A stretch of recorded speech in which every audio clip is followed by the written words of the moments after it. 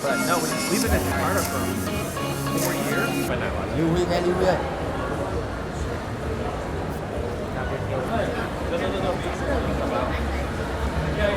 em ơi cùng quan xong cho nha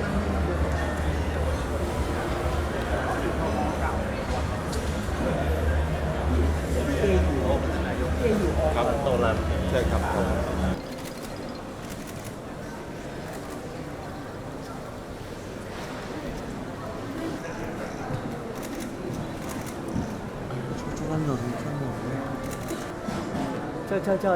저 라키모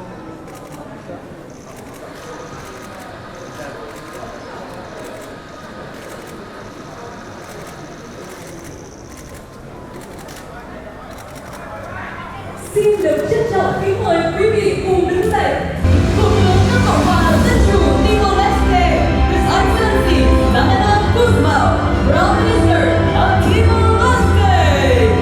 Tổng thư ký ASEAN, His Excellency Dr. Cao Kim Horn, Secretary General. Proudly presented by the students of the Diplomatic Academy.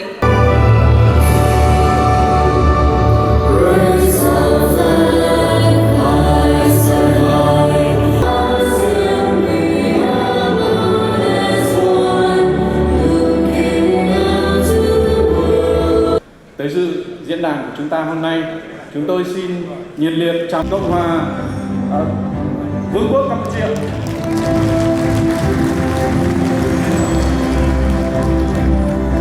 Chúng tôi xin chúng tôi Thủ tướng Vương quốc Thái Lan.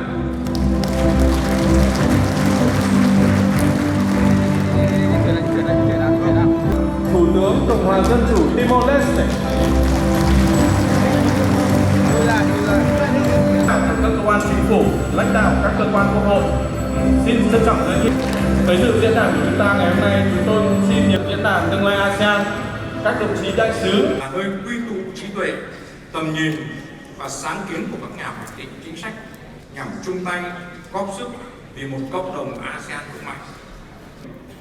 Một ASEAN đoàn kết, tự cường, năng động, sáng tạo từ mỗi nỗ lực của các nước thành viên. Đó cũng là mong muốn chung của các lãnh đạo. Thưa các vị lãnh đạo các quốc gia thành viên ASEAN, thưa toàn thể các quý vị khách quý, sự hiện diện của đông đảo quý vị hôm nay là minh chứng sống động cho tình hữu nghị, sự tin cậy và tinh thần đoàn kết. He concisely described the three pertinent crises, namely the crisis of inclusiveness and shared responsibility.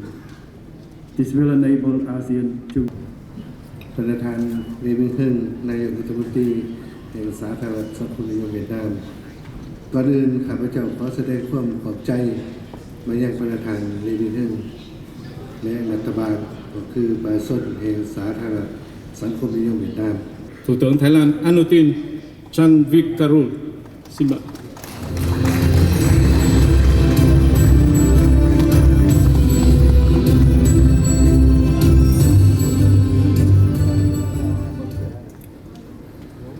Good morning, Your Excellency Lê Minh Hưng, the Prime Minister of Vietnam, Your Excellency Sanana Guzmão, Excellency Hun Manet, Excellency Sonchai Siphandon, and Secretary Cao Kim Horn, distinguished leaders and ministers, ladies and gentlemen.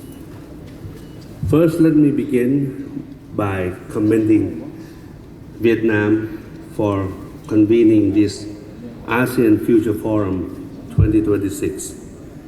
This forum has become an important platform for exchanging ideas on the future of our region at a time when they are needed most. Today, as we can all see, much of the world is becoming more fragmented, more polarized, and more uncertain. Global trade patterns are shifting. Technology is progressing at a much more rapid pace than ever. Climate change is placing growing pressure on our economies and societies. Taken together, these developments are not simply another cycle of uncertainty. They point to a deeper transition in the regional and global order. For ASEAN, there are big risks, but yet it can certainly be our great opportunities. At a time when many regions are facing turbulence, ASEAN has the potential to become one of the most stable regions in the world. At a time when investment is searching for reliable destinations, our ASEAN has the potential to become one of the world's leading regions for growth, innovation, and opportunities. Whether we realize that potential will depend on the choices we make today. First, ASEAN must draw on its strategic advantage. For more than 5 decades, ASEAN's success has been about our ability to align national interests with regional interests.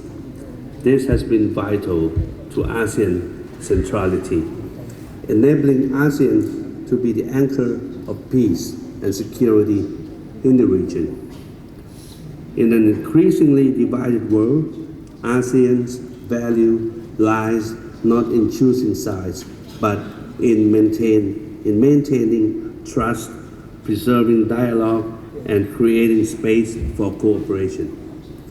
ASEAN centrality remains essential because it allows our region to engage constructively with all partners while safeguarding our own interests.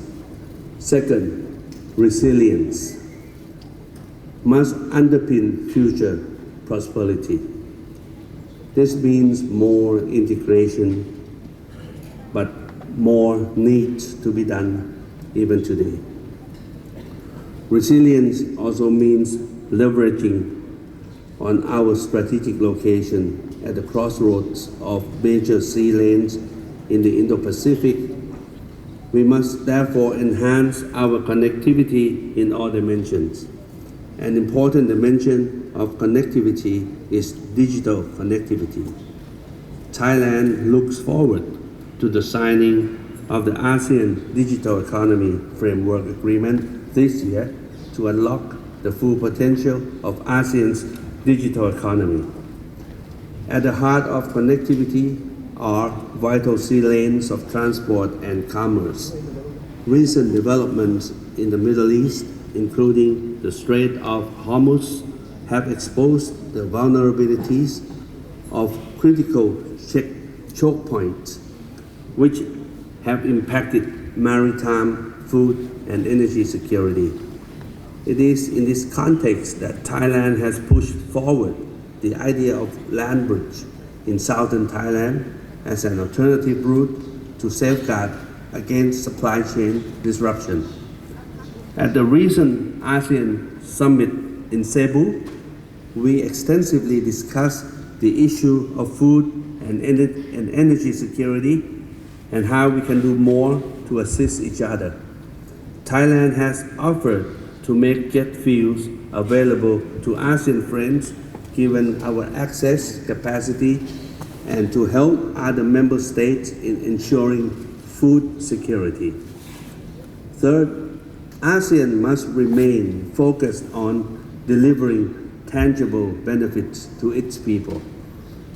Ultimately, the success of ASEAN will not be measured by the number of meetings we hold or declarations we adopt. It will be measured by whether our peoples feel safer, more secure, and more optimistic about their future. This is particularly important for our younger generation, who will face both the opportunities and disruptions brought about by technological change, including AI. This requires stronger cooperation to address challenges that directly affect daily life, including online scams, cyber threats, public health risks, and natural disasters. It also requires continued investments in education, skills development, healthcare, and social protection so that our people are prepared for the opportunities and disruptions of the future economy. Excellencies, ladies and gentlemen, as the world is changing rapidly, the question is whether ASEAN is prepared not only to manage the challenges ahead, but also to seize the opportunities they create.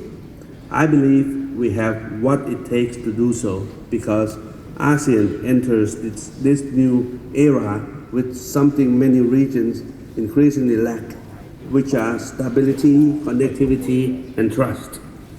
In today's world, predictability and rule-based regional order have become a competitive advantage, and stability is not simply a security objective. It is an economic asset. It attracts investment, supports growth, and creates opportunities for our peoples. If we continue to strengthen these foundations, ASEAN will not only remain relevant, it can become one of the world's most stable regions and one of the greatest regions of opportunity. Let me assure you, Thailand stands ready to work with all ASEAN member states and partners to help realize that vision. In closing, I wish to address the issue concerning relations between my country and Cambodia. Thailand and Cambodia are at an important crossroads. The decision we make today will have a bearing on the future course of our relations. We need to meet the challenges together to turn a new page in our ties. It is only through demonstrating political will and resolve that we can achieve peaceful and lasting solutions together. The path is never easy, but I'm sure it's achievable. This only requires trust and confidence, as well as our good faith dialogue. Thank you very much.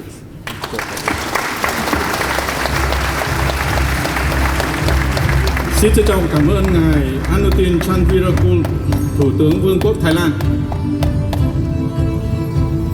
Và để tiếp tục chương trình, chúng tôi xin trân trọng kính mời Ngài Sanana Gusmao, Thủ tướng Cộng hòa Dân chủ Timor-Leste sẽ phát biểu. Xin trân trọng kính mời Ngài.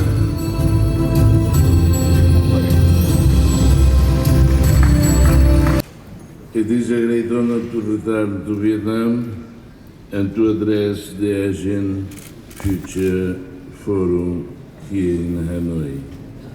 The World Forum in person, I was pleased to contribute through a video message. Pleasure to virtually welcome you to the third ASEAN Future Forum in Hanoi, where leaders, policymakers, experts, and stakeholders gather to discuss the choices that will define ASEAN's future. Vâng, trong lúc này thì chúng tôi kindly request all the role players and speakers to prepare and get ready for the upcoming photo. Your Excellencies, please remain on the stage. Speakers and panelists devote sessions to the stage for the second photo.